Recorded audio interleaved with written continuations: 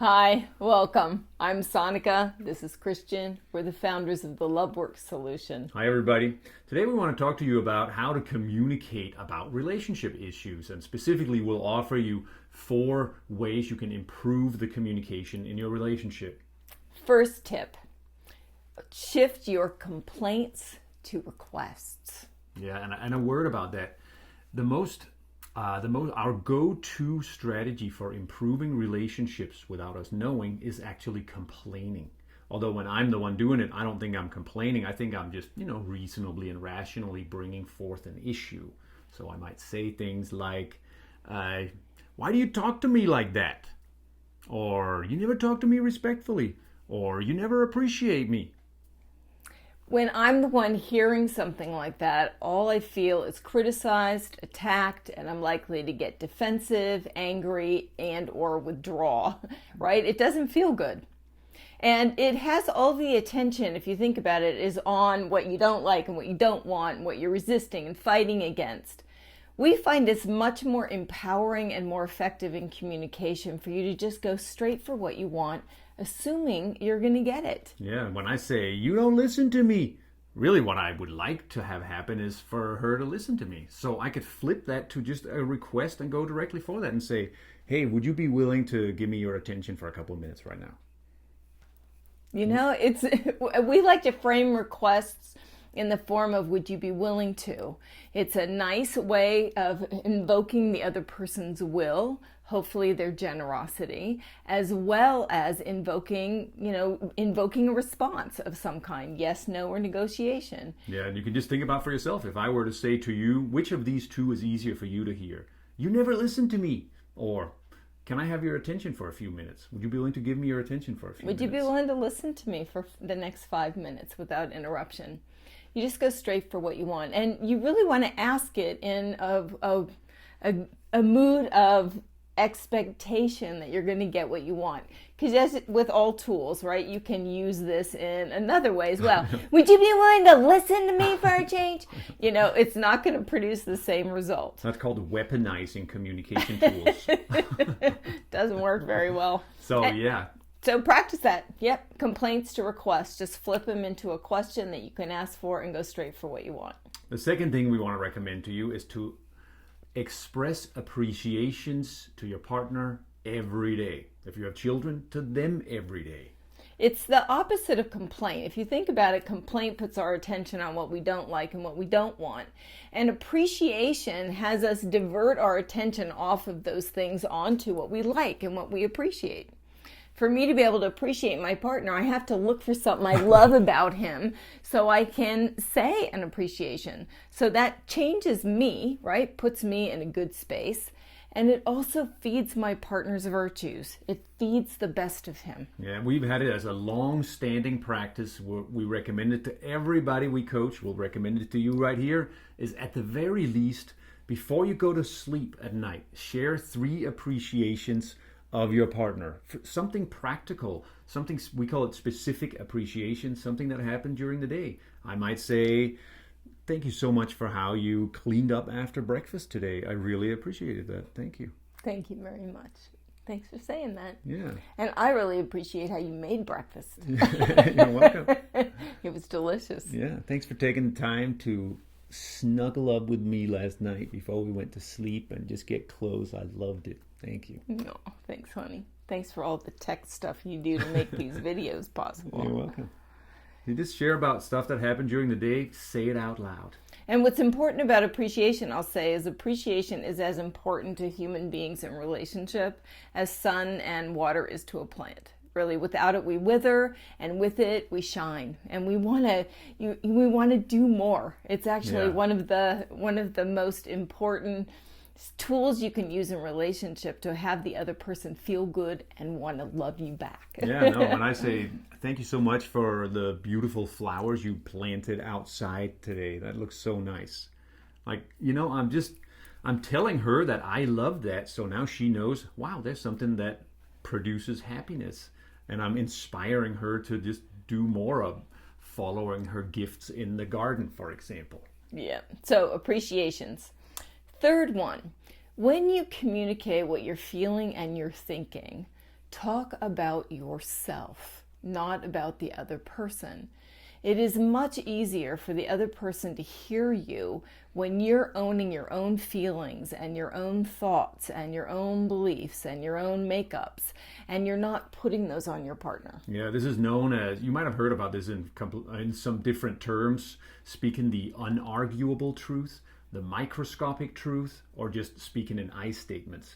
What I like about the unarguable truths is when I say to her, I feel really upset because so and so. Nobody can argue with that. I'm just stating that I feel upset. I'm not making her wrong for it. I'm just saying I feel that. It doesn't inspire an argument. If I say, you make me so mad every time she's going to want to argue with that because I just told her that she's the problem, she's responsible for how I feel, and she's the one who messed up. Yep. So the more you can own, even your makeups, right? It's like, wow, when you were late, 15 minutes, I felt really sad and I made up that I'm not important. All of that is me talking about myself and my own experience and not making the other person wrong for whatever happened. So the more you can talk about yourself and reveal yourself, the more connection you're going to have. The other thing we say too is that when you're talking about yourself and you're being more vulnerable and real about what's going on for you, that tends to breed connection and compassion in your relationship. And it also is modeling that kind of vulnerability and responsibility to your partner that hopefully they will meet you in. Yeah, and you can add, back to the number one, we talked about complaints to requests. If I have feelings about something, let's say it was late and I say to her, when you showed up 15 minutes after we had said we were going to meet, I felt really upset. And what I made up is that you don't care about me and our time isn't important to you. Next time, would you be willing to send me a text if you can't make it? Just say a direct request. It's not so much that she's 15 minutes late. I can deal with that. It's that I didn't know about it. So if you would be willing to send me a text, that would really help. The fourth tip we call expand to include. And that basically means expand to allow for the differences between you and your partner. A simple example, Christian loves cilantro and I hate cilantro. I just hate it. Go figure. And we just expand to include both of those, right? He loves it, I hate it. We don't have to argue about whether cilantro tastes good or not. Right? We just expand to allow for those differences of opinion, those differences in taste. Yeah, I don't have to cram my version of what is right and true down her throat and vice versa. And you'll notice, this from your own relationship, right? That those kinds of arguments are pointless. Those are the ones where afterwards you're like, what are we even talking about? What are we arguing about? We're not getting anywhere. Because you're not getting anywhere when I'm trying to convince her, no, you really should be liking cilantro. So we just expand to include both of our points of view in all kinds of things. And that keeps us from getting into pointless fights and disagreements. And we can do that everywhere about, what looks good in the yard or our experience reading a book or like really anything. Yeah. And we're just like, wow, one of us likes this and one of us doesn't. One of us prefers this, one of us doesn't. One of us wants this, one of us doesn't want that. And when we expand to include, we actually do a whole piece around this whole thing where we actually have this desire to be in we. And so when we expand to include and we look from the point of view of relationship, we like cilantro and we don't like cilantro. We allow for both of us to be where we are, and it just takes all the fight out when we do that. This is really, really useful notion. Expand to include is a really useful notion when it comes to our personality differences. We talk to so many couples where, just like us, my personality, I'm way more linear in my head. I like to have plans and bullet lists and, specific actions I can take and a goal in sight we can go for. And, and Sarka is so much more... Yeah, how do we feel? She just follows a different path to get to her destinations than I do. And that's never going to change, We have different ways we move. So expanding to include both of those and leveraging the strength When In you both of expand to those. include, you open up the possibility to leverage the strengths of how we move differently. So that has been really useful. I have learned a ton from Sonica's way to move in life about, being present in the moment and not get so hung up on my plans. Sonica has learned from me about, setting some specific paths that we follow. That's great opportunity. And first we need to expand to include, as opposed to me trying to tell her that she should be planning her life just like I do.